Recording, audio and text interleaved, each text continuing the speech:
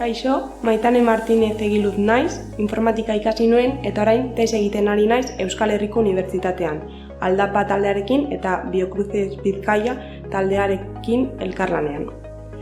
Nire tesiaren helburua Parkinson gaixotasunaren inguruko datu medikoei ikasketa automatikoko teknikak aplikatzea da. Gaixotasuna goiz iragartzeko, azpi motak identifikatzeko eta progresioa iragartzeko. Ikerketan murgildu nintzen alde batetik informatikoa gustatzen zaidalako eta bestetik erronka handia suposatzen didalako.